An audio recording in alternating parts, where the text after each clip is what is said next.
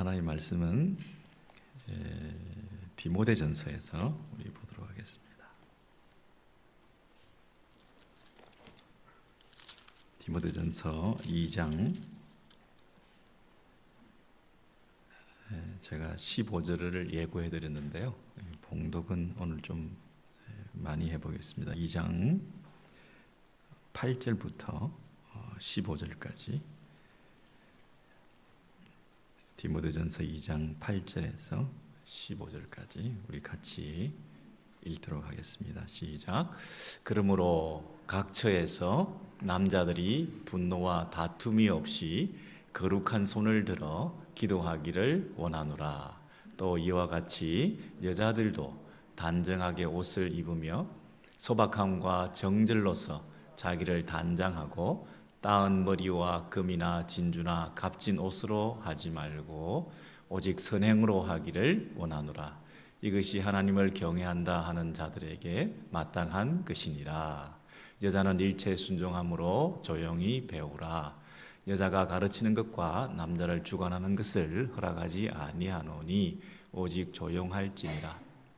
이는 아담이 먼저 지음을 받고 하와가 그 후며 아담이 속은 것이 아니라 여자가 속아 죄에 빠졌습니다. 그러나 여자들이 만일 정숙함으로써 믿음과 사랑과 거룩함에 거하면 그의 해산함으로 구원을 얻으리라. 아멘. 우리 연말이 되어서 또 성탄 시즌이 다가오면서 분주한 마음이 있는 것은 사실인데 또 온 세상은 지금은 전쟁 속에 또 여러 가지 세상적인 어려움이 많이 닥쳐가지고 참 그런 힘든 가운데서 여러분 전쟁통 속에서 성탄을 만든다 한번 생각해 보시죠. 지금 저와 여러분이 여러 가지 어려움 속에서 이 성탄 시즌이 주는 그런 의미가 뭘까 한번 그렇게 자기한테 한번 이렇게 적용해 보시죠. 성탄 시즌에 전쟁 속에서 그러한 상황을 겪는 교회라면 어떤 메시지를 줄 수 있을까요? 여러분 매일 축제처럼 보내는 그런 삶도 있지만 하루하루 간신히 근근히 정말 죽지 못해 생명을 부지하는 그런 삶도 많이 있습니다. 크리스마스가 1년에 한 번 돌아오니까 마치 예수님의 생일처럼 해피 버스데이 지저스 예수님 생일 축하드려요 이러면서 조금 가볍게 우리가 넘어가는 수도 있는데요. 그런 정도 가지고 전쟁 속에 있는 그 처참한 사람들에게 예수님이 어떤 그 의미로 찾아올 수 있을까요?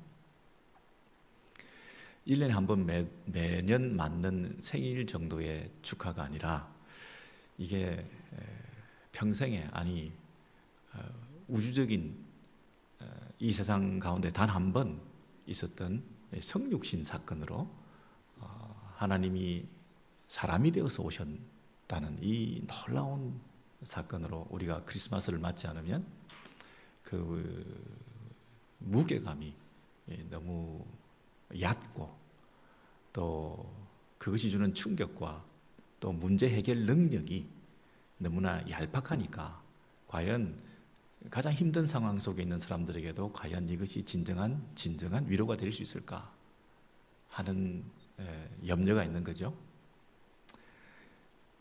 하나님이 사람이 되어서 오셔서 문제를 해결해야 될 만큼 우리가 가지고 있는 그 문제가 심각했다. 심각한 이런 문제를 그분이 오셔야만 해결할 수 있는 그런 큰 문제를 우리가 가지고 있었다는 것을 우리가 감지하고 스스로 인정하지 않으면 해마다 생일처럼 찾아오시는 예수님과 크리스마스가 나의 문제를 참으로 해결할 수 없는 거지 않습니까? 그건 먼 교회의 어떤 뭐 화려한 치장이나 데코레이션이나 크리스마스 추리나 뭐 선물 구름이나 이런 것들로 어린아이들의 마음을 관심을 살려고 하는 정도의 유혹밖에 안 되는 거 아니겠어요? 근데 하나님 아들이신 그분이 오셔서 우리와 같이 되셨다. 사람이 되셨다. 그분의 우리를 향한 사랑, 하나님이 세상을 이처럼 사랑하사, 이처럼 해서 그냥 대충 넘어갈 수 없는 이처럼 사랑하사 할 때 그 전율을 우리가 느낄 수가 있고, 우리의 공감, 우리에 대한 그 공감이 어느 정도냐면 하나님이 사람이 되실 만큼 우리와 같이 되시고, 현재 내가 당해 있는 질병이나 사고나 위험이나 갈등이나 문제나 가난이나 염려나 이 불안함이나 이런 모든 내 삶의 깊은 고뇌, 눈물 한 방울 한 방울의 의미, 내 속에 안고 있는 여러 가지 문제들의 근본적인 해결을 위한 그분의 찾아오심과 또 그분이 친히 체휼하셔서 우리의 모든 것들을 다 아시고 경험하신 진정한 우리의 구원자가 되시는 그 예수 그리스도의 이 땅에 나에게 찾아오셨다는 그 사건이 주는 그 감격으로 우리가 이 성탄 시즌을 과연 맞고 있는가, 이런 생각들을 하게 됐죠. 우리 남자들은 어떻습니까? 남자들은 창세기 3장 이하에 벌써 저주를 받아가지고 노동하고 땀 흘리고 또 땅이 저주를 받은 상태에서 엉겅퀴와 같이 덤불이 나는 가운데서 그냥 일상적인 노동을 통해서 정상적인 그 소산을 받아 먹을 수 없는, 항상 장애물이 있고 문제가 발생하고 쟁의와 분쟁 속에서 내가 수고하고 땀 흘려서 간신히 먹고 살 수밖에 없는 그런 먹거리 문제를 해결하는 데 있어서 노동에 굉장한 수고가 따르는 그런 저주받은 땅에서 살아갈 수밖에 없는 그런 그 삶이 지금도 계속되고 있는 거죠. 여러분, 이 이민 땅에서만 힘든 게 아니잖아요. 그 어디에서나 남자로서 또 가장으로서 아비로서 남편으로서 살아가는 그 삶이 그렇게 녹록하지 않습니다. 그렇게 눈 뜨고 일어나서 노동 현장에 가서 또 생계를 위해서 우리가 수고하는 그 일들이 그냥 너무 일상화되니까 이게 저주라고 하는 것에 대해서 생각을 안 해본 것 같아요. 노동 자체는 신성한 것이고 천국에서도 입은 노동이라는 것이 없지 않을 거라고 생각되지만 그 노동이 가지는 그 수고로움이라고 하는 것이 저주의 결과일 수 있다. 성경에서 분명히 그렇게 얘기를 하고 있고, 여성들도 마찬가지입니다. 여성들도 아이를 낳을 때 해산의 수고, 잉태의 고통, 이런 얘기들이 그 창세기 인간의 저주 받음에 가장 처음에 이렇게 등장하고 있지 않습니까? 그러면 여성은 해산하는 수고가 있고 남성은 노동의 이 수고를 할 수밖에 없다. 이게 저주의 결과라고 할 때 여자는 그러면 해산만 하고 맨날 애들만 낳고 남자는 맨날 노동만 하고 한다는 뜻이라기보다는 남녀 공이 저주의 땅에서 저주받은 삶을 살아가는 가운데 이런저런 한스러움과 눈물 흘림과 애통함과 그리고 여러 가지 방해와 이 세상에서 살아가는 삶 자체가 그렇게 쉽지 않다고 하는 그런 설명을 대표적으로 한 거겠죠. 힘든 삶의 대표로, 그리고 우리가 저주 아래서 죄의 영향권 아래에 있다는 것을 느끼게끔 할 수 있도록 여자는 해산을 통해서 그걸 느끼게 해주시고 남자는 노동을 통해서 살아가는 삶이 이게 인간이 범죄하지 않고 하나님 앞에서 에덴에서의 그 삶을 살아갔다면 이르지 않았을 텐데 하면서 그 에덴을 희구하면서 영혼을 소망하면서 이 죄에 대한 그 아픔을 애통하면서 구원에 대한 새로운 삶을 모색하면서 그렇게 살아갈 수 있도록 우리에게 이런 축복으로 오히려 기회로 삶을 살아가게 하셨다고 말할 수 있죠. 왜냐하면 이런 아픔과 고통이 없다면 내가 죄인인 것도 모르고 죄의 영향과 결과에 대해서도 느끼지도 못하고 그러다 보면 구원에 대한 필요성도 없이 살아가는 삶이 될 것이기 때문에 이러한 삶을 통해서 우리에게 필요한 것은 구원이구나. 우리는 절실히 구원이 필요하구나. 이렇게 계속 살아간다는 것으로 인생이 빠져드는, 함몰하고 이 세상 가운데서 그저 서바이벌 해나가는 이것이 인생의 다는 아니구나. 우리의 진정한 행복은 뭘까? 진정한 구원은 뭘까? 우리에게 찾아오는 진정한 위로는 뭘까? 크리스마스가 해마다 찾아오는데 이것이 우리에게 진정한 위로가 된단 말일까? 하는 그런 어떤 고민을 하게끔 만들어 주신 거 아니겠어요? 그런 면에서 오늘 디모데서는 교회가 가장 아픔을 겪고 있는 그 상황과 시대 가운데서 제시하는 진정한 구원과 행복의 길은 뭔가 하는 것을 가르쳐 주는 것 아니겠어요?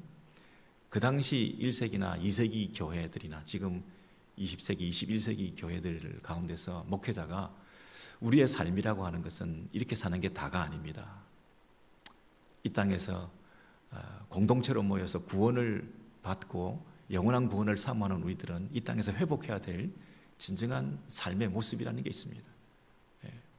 남자들은 이렇게 해야 되고 여자들은 이렇게 해야 되지 않겠습니까? 라고 말하는 것이 설교의 중요한 메시지가 아닐까요?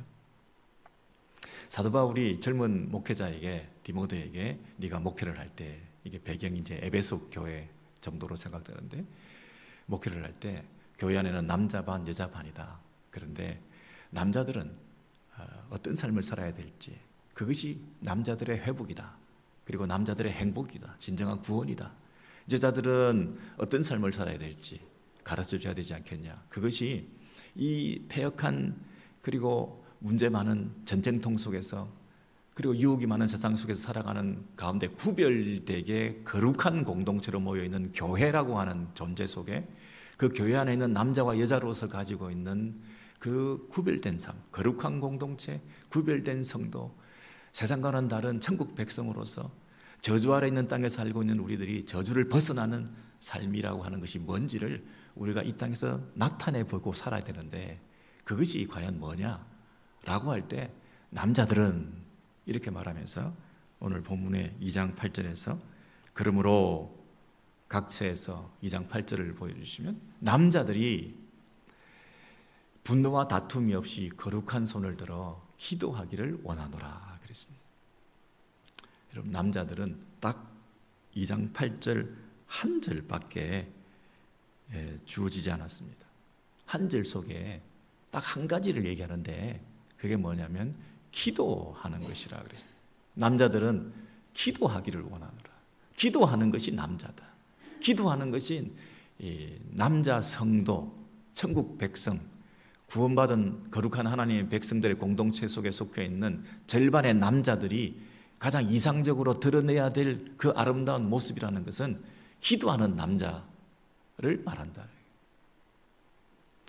여러분 당시 남자는 올림픽 경기를 한다든지 힘 자랑을 한다든지 이 원형 경기장에서 싸움을 한다든지 하는 그런 모든 그리고 전쟁에서 그 용맹을 드러낸다든지 할 때 남자는 힘과 용맹 아닙니까? 남자는 자기를 존재를 드러낼 수 있는 것은 남자의 힘 아니겠어요? 자기의 힘을 가지고 다른 사람을 보호하고 상대방을 이기고 그게 피지컬리만 그렇겠습니까? 마음속에 있는 자존감, 자기에 대한 확신 이런 것들로 경쟁에서 이기고 다툼을 통해서 내가 더 승리하고 하는 그것이 남자의 하나의 그 이상적인 모습, 남자의 신화라고 하지 않겠어요? 여러분이 가지고 있는 남자에 대한 가장 매력적이고 이상적인 모습은 남자는 이런 거다 라고 할 때 기도하는 남자, 이건 무력해 보이고 쪼잔해 보이고 그리고 뭔가 성공하지 못한 모습으로 비춰지는 이런 모습 아닌가요? 근데 분노와 다툼으로 상징되는 남자, 여러분 남자들의 특징이 뭐라고요? 다툰다, 경쟁한다, 경쟁하여서 이기려고 든다, 고집이 세다, 자기 주장을 한다, 그것이 통하지 않을 때 분노한다, 화낸다. 이게 남자들의 특징이라는 거죠. 남자들이 하지 않는 게 뭐라고요? 남에게 도움을 요청하지 않는다, 손을 내밀지 않는다. 여러분 손을 들어 하는 것은 첫째는 항복선언, 두 번째는 손을 들어서 손을 향하는 그 대상을 향한 의지, 신뢰. 남자들이 손을 들어, 근데 그 앞에 거룩한 손을 들어. 거룩한 손은 죄를 짓는 손과 반대되는, 아무리 기도해도 너희 손에 피가 묻었으면 그 기도를 듣지 않으신다고. 기도 응답의 소위 비결이라고 말할 수 있는 것은 깨끗한 삶, 손만 깨끗한 게 아니라 그 손의 행동으로 드러나기에 원천이 되는 마음, 깨끗한 마음, 깨끗한 삶, 이 거룩한 손, 이것이 기도하는 남자. 그럼 남자는 교회에 와서만 기도하는 척만 하는 사람이 아니라 각처에서 자신의 삶, 자신의 생활의 영역, 가정, 직장, 자신의 삶의 모든 영역에서 어디에서나 손을 들어 깨끗하고 거룩한 삶을 통하여 시기와 분쟁과 자기 주장과 고집을 버리고 하나님 앞에서 항복하고 하나님께 모든 것을 맡겨드리고 신뢰하면서 자기의 무능력을 고백하고 하나님의 능력을 신뢰하고 자기의 더러움을 자백하고 하나님의 거룩함을 인정해드리면서 자기의 불가능성에 대해서 인정하고 하나님의 가능성에 대해서만 소망을 삼고 손을 들어 하나님께 기도하는 자, 이게 남자라는 거예요. 이게 가장 힘센 사람이라는 거예요. 내 힘을 가지고 사는 사람이 아니라 하나님의 힘을 신뢰하고 믿고 나아가는, 이것이 가장 능력 있는 사람이라는 거예요. 이것이 남자라는 거예요. 타락한 남자의 전형인 이 세상 남자들처럼 살지 말고 거룩한 교회 안에 구별된 하나님의 백성들인 남자 성도들이 기도하는 모습을 보여야 돼. 남자가 기도할 때 그게 구원이다. 그게 남자의 행복이다. 그게 남자의 진정한 위로다. 그 기도하는 남자를 바라볼 때 가장 안심이 되고 가장 마음에 기쁨이 찾아오는 그런 공동체. 기도하는 남편을 둔 아내가 찾아 느낄 수 있는 그 안심. 교회 안에 남자들이 힘 자랑하고 자존심 자랑하고 자기 능력을 신뢰하고 함께 뛰어다니는 그런 남성들로 가득 찬 공동체가 아니라 자신의 무능력을 고백하고 자기를 부인하고 조심스럽게 하나님의 은혜를 구하면서 거룩한 손을 들어 하나님을 의지하고 기도하는 남자들로 공동체 안에 사람들이 우리가 바라볼 때 느끼는 그 기쁨, 그 다행스러움, 그리고 그 공동체의 미래에 대한 확신, 기도하는 남성도들로 차고 넘치는 공동체가 가지고 있는 그 파워풀한 하나님에 대한 신뢰, 이런 것들이 교회의 바른 모습이다. 딱 한 가지만 남자들한테 요구한다. 기도해라. 디모데에게 이렇게 사도 바울이 가르쳐 주는 거죠. 네가 목회하는 그 목회 현장에서 남성도들을 기도하게 만들어라. 기도하는 남성도들이 되기를 원하노라. 다툼과 분노 없이 거룩한 손을 들어 각처에서 교회에서 와서만 기도하는 모습을 보이고 평소에 삶 가운데서 기도가 없다면 그것은 잘못된 가르침이다. 그래서 이런 전 삶의 영역에서 하나님께 모든 것을 의지하고 기도하게 하는 이 남자들, 그렇다면 여자들은,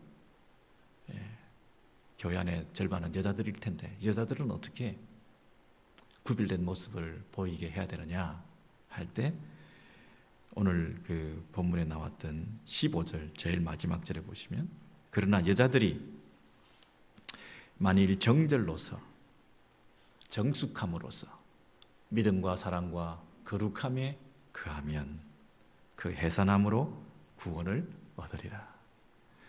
제가 쭉 암시하듯이 여러분에게 쭉 설명해 드렸던 것은 뭐냐면, 여자들이 해산함으로 구원을 받는다. 여자들이 애를 낳기 때문에 천국 간다. 이렇게 가면 안 되는 거 여러분 아시겠죠? 여자들이 애를 낳아서 구원을 받는다, 영생을 얻는다, 이런 건 아니잖아요. 그렇다면 남자들의 구원은 무엇이었나? 남자들의 행복은 무엇이었나? 마찬가지로 저주받은 땅에서, 창세기 3장 이하에 그 저주받은 땅에서 남자와 여자들이 저주받은 모습으로 살아갔던 가장 대표적인 모습, 여자들은 해산의 수고, 잉태의 고통, 남자들은 땀 흘려 노동함을 통해서 먹고 사는 문제가 해결되는 그 피곤하고 힘든 삶을 살아가는 그 대표적인 남자와 여자의 그 역할에 대해서, 그것이 회복되는 것이 구원이다 라고 한다면, 그 남자는 어떻게 회복되어야 된다고요? 자기 힘을 가지고 살아가는 삶이 아니라 하나님의 힘을 의지하는, 기도하는 삶을 살아갈 때 그것이 남자의 진정한 회복이다. 그게 구원이다. 여자들은 어떻게 구원을 받을까요? 여자들은 어떻게 그 행복을 찾을까요? 여자들은 어떻게 해야 진정한 삶의 존재를 스스로 되찾으면서 이게 사는 거구나, 이게 여자구나, 내가 살아왔던 여자의 일생이라고 하는 것은 이것으로 완성되는 거구나 라고 할 때, 여자들은 뭔가요? 해산함으로 그랬습니다. 여러분, 해산함으로 이 말은 애를 낳는다는 뜻인데요, 결국 이것을 우리가 잘 생각하면 대표성을 가진다. 여자들이 여자로서 가장 대표성을 가지는 행위가 뭔가요? 해산하는 거죠. 아이를 낳는 거죠. 그게 여자입니다. 남자가 할 수 없는, 여자만이 할 수 있는 그 해산함, 여자의 고유의 특질, 그것을 행함으로써 여자는 여자다워지고 여자의 행복을 찾게 되는 것이다. 이런 얘기는 그 아이 낳는 것으로 대표되는 여성스러움을 말하는 거예요. 여성의 자리를 지키고 여성의 위치에서 여자로서의 감당해야 될 단정한 단장을 통해서, 아름다운 정숙한 삶을 통해서, 또는 여자가 조용히 배우라 그랬는데, 배움이라고 하는 것이 여자에게 얼마나 미덕이 되는가. 남자는 일방적으로 가르치고 여자는 맨날 배우라, 이런 뜻이 아니라, 그 당시에 여자들이 배움조차도 허락되지 않은 그런 문화권에서, 여자들은 교육받을 필요 없다, 여자들은 교육의 기회가 박탈된다 하는 그런 상황에서 여자들에게 배울 수 있는 기회를 성경이 제공하고 그것을 요구하고 있다는 것이 얼마나 여성들에게 큰 배려를 하고 있는지를 우리가 생각해 볼 때, 배움이라고 하는 것이 얼마나 중요한 것인가, 배울 수 있다는 것이 얼마나 감사한 일인가. 근데 조용히 배우라, 침묵하라, 입 다물고 배우기만 하라, 이런 뜻이 아니라, 입을 다물라는 뜻이 아니라 자세를 배움의 자세. 여러분, 배울 때 분주하게 배우는 게 잘 배워지겠습니까? 여러분, 그 당시에 이 아덴이라고 하는 지역은 아데미 신전, 다이아나 신전이 있던 곳인데, 거기에 여성 사제들이 많이 있었는데, 거의 창기와 같이 제사 행위를 통해서, 성적인 이런 행위를 통해서 이 다산 또는 풍요, 이런 것들을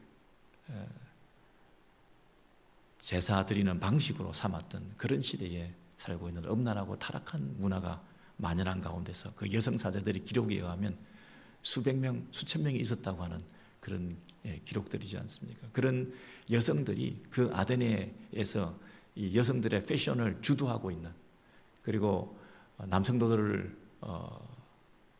영향을 미치고 있는 그런 가운데서 그들이 교회 성도들에게도 영향을 줬겠죠. 교회 여성도들도 이 마음을 그 가운데 줄 수밖에 없었겠죠. 왜냐하면 여성들뿐 아니라 모든 여자들이 가지고 있는 특질 중에 한 가지가 주목받고자 하는 것이 있을 수 있어요. 여러분, 여자들이 자기 머리 모양을 마음대로 할 수 있잖아요. 옷을 자기가 원하는 대로 입을 수 있잖아요. 옷과 머리, 이건 여성도들이 자기 마음대로 할 수 있는 것 중에 가장 중요한 부분들인데, 그 당시에 머리를 따가지고 막 2층, 3층으로 올려가지고 화려하게 치장하고 하는 이런 어떤 그 헤어 스타일의 패션들이 유행하고, 그리고 옷도 화려하게 치장하고 입는 이런 것들이 이 아테네의 그 어떤 물결처럼, 유행처럼, 사조처럼 이렇게 흘러가고 있는 이런 것들이 교회 안에도 영향을 받지 않겠느냐고요. 그랬을 때 이 당시 상황에서 목회자가 교회에서 그런 것들에 너무 많은 영향을 받지 말고, 너희들은 단장을 하지 말라는 것이 아니라 단정함으로 단장해라, 이렇게 얘기를 하고 있습니다. 따은 머리로 하지 말고, 값비싼 것으로 하지 말고, 화려하게 하지 말고 단정하게 단장해라. 여러분, 그 배움을 통해서 단장해라, 이렇게 말하죠. 하나님 말씀으로, 거룩함으로, 정숙함으로 여성도들이 단장해야 된다, 이렇게 말하죠. 여러분, 그런 면에서 교회는 배움이 있는 곳이고, 자신의 내면을 가꾸는 곳이고, 자신의 이 모습을 아름답게 꾸미는 곳이죠. 그래서 흔히 누가 이렇게 얘기를 하죠. 교회는 미장원이다. 미장원이 교회다. 교회는 아름답게 꾸미는 곳이다. 자기를 단장하는 곳이다. 다른 것으로 단장하지 않고 말씀으로 하나님 앞에서 자기를 꾸미고 가꾸고 그 아름다움을 드러내는 것이다. 그런데 그 아름다움의 절정은 선행이다. 선한 행실이다. 겉모습이 아니다. 내면 속에 나오는 자연스러운 아름다운 인격과 성품을 통해서 다른 사람을 도와주는 선한 행실을 통해서 너의 아름다움을 가장 값비싸게 드러내고 그 향기를 가장 아름답게 나타낼 수가 있다. 악취가 날 정도로 꾸미면, 겉모습만 치장하면 그것이 과연 아름다운 것이겠냐, 이렇게 설명을 하면서 여성도들 가운데 흔히 어떤 분들은 그렇게 해서 공중 예배의 질서를 헛뜨리고 또 발언권이 세고 세상에 사는 방식으로 여성 사제들이 큰 소리를 치는 그런 방식으로 교회 안에까지 들어와서 이렇게 잘못된 영향을 미치고 있는, 그래서 예배 가운데 어떤 혼란스러운 이런 상황을 초래하는 그런 분위기에서 디모데가 사도 바울을 통해서 받은 그 메시지를 증거하고 있는 것이겠죠. 그래서 여러분, 여성도들은 다른 방식으로 자기를 드러내려고 하지 말고, 심지어 남자를 주관하고 공중 예배 가운데서 자기의 어떤 존재를 드러내려고 나서지 말고, 오히려 여성도들은 여성도의 고유의 그 본연의 아름다운 모습들을 드러냄을 통해서, 그게 뭡니까? 해산함으로. 해산한다는 것은 애를 낳아서가 아니라 여성도가 가지는 가장 중요한 특질인 대표적인 그 해산이 가지고 있는 전체 여성의 성격을 다 우리가 잘 드러냄을 통해서, 여성은 여성다움을 통해서 가장 구원을 받는다, 가장 행복하다. 남자가 손을 들고 기도할 때 그게 남자인 것처럼 여자들은 여성다움을 드러낼 때 그것이 가장 여성스러움의 행복의 극치다, 아름다움이다. 그게 가장 큰 구원이다. 여러분, 이런 식으로 지금 디모데에 있는 말씀을 우리에게 해석하는 것이 오늘 그 2장 15절 이 난해 구절, 해산함으로 구원을 받는다 하는 것에 가장 성경적인 해석이라 저는 그렇게 확신하고 말씀을 드렸는데요.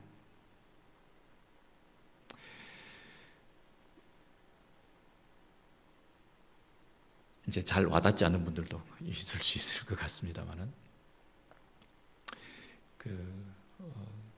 사람이 빵이 아니면 죽음을 달라, 뭐 이런 말을 한다고 그러죠. 빵이 아니면 죽음을 달라. 그러면 그 빵은 우리가 그 빵을 돈 주고 살 수 있는 그 빵만 얘기하는 겁니까? 아니면 그 음식 전체를 말하는 거예요? 먹을 것을 달라. 음식 전체를 말하는 거잖아요. 부분으로서 전체를 설명하고 있고 비유하는 그런 해석을 우리가 알 수 있지 않습니까?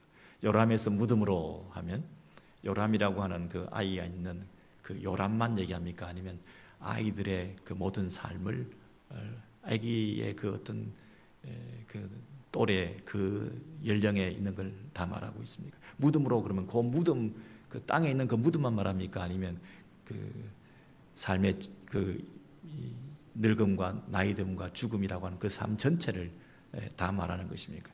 요람에서 무덤까지 그러면 그 요람과 무덤만 얘기합니까? 인생 전부를 말합니까?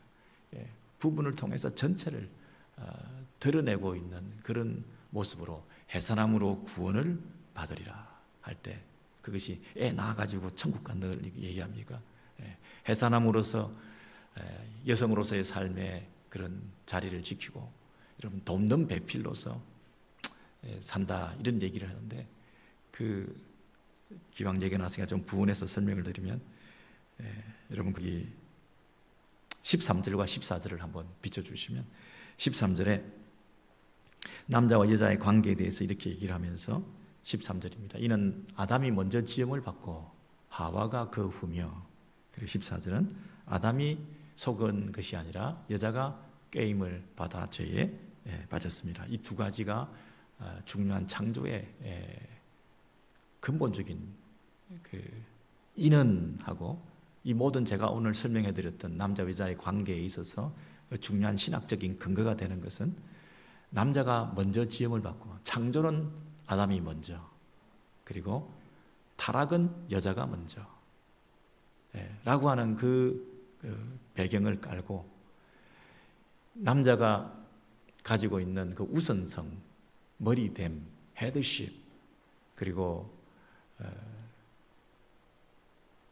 여자를 보호해야 되고 책임지고 사랑해야 된다고 하는 그 남자의 중요성과, 그리고 그 여자는 남자로부터 태어나서 그 남자를 돕는 자로서, 돕는 배필로서, 돕는다는 것은 종속적이고 열등한 것이 아니라 하나님께서도 우리를 돕는다 그러셨을 때 하나님이 우리보다 열등한 존재가 아니라 우리를 보호하고 우리를 완성하고 하는 그런 면에서 여자가 남자를 완성하고, 그래서 한 몸을 이루는 그런 관계 안에서 지금 여자의 역할이 주어졌다는 것이고, 그 여자가 죄에 대해서 반응할 때 먼저 속아서, 그래서 하나님 말씀을 등한히 하고 하나님 말씀에 대해서 민감하지 못하고 배움에 있어서 더 필요한 이런 부분이 여자들에게 있었다고 하는 것을 암시하면서 여자가 속은 것이 먼저다 할 때 그 여자가 가지고 있는 그 특질과 속성에 있어서 그 결핍과 부족에 있어서 더 강조해서 여자들에게 필요한 것을 말씀해 주기 위해서 먼저 배워야 할 부분에 대한 강조를 여자들에게 하고 있는 것이겠죠. 유혹받기 쉽고 또 쉽게 남의 말에 영향받기 쉬운 그 하나님의 말씀에 대해서 우리가 더 신중한 자세를 가지기 위해서 여자들이 취해야 될 정숙함과 조용함과 배움의 자세라는 것이 우리에게 필요하다는 것에 대해서 말씀하는 거예요. 남자들은 분대고 자기 주장하고 고집세고 다투고 화내고 하는 게 이 남자의 약점이다. 그걸 내려놓고 하나님 앞에 엎드려 기도하는 거, 이거 배워야 된다. 여자들의 약점은 뭐냐? 그런 면에서 이 먼저 타락하고 범죄한 데 있어서 우리의 결핍, 부족, 연약함이라고 하고 있는 것을 우리가 가지고 있을 때 여자들에게 있어서 정말 필요한 것은 말씀 앞에 더 조용히 엎드려 배우는 신중함, 금방 반응해서 죄를 지을지 모르기 때문에 한 단계 물러서서 조금 더 신중하게 말씀을 배우는 이런 태도를 통해서 너의 약점을 극복하고 여자의 여자다움을 통하여 남성보다 우월하다는 그것을 통해서 자기 존재를 찾으려고 하지 말고 여자가 여자의 자리를 지키며 여자의 고유의 역할들을 다할 때 해사남으로라는 말로 대표되는 여성스러움을 통해서 화려함과 그 모습을 통해서 자기를 존재감을 드러내려고 하지 말고 조용히 엎드려 여성의 역할들을 다함을 통해서 그것이 진정한 구원이다. 그게 여자의 행복이다 하는 그런 면에서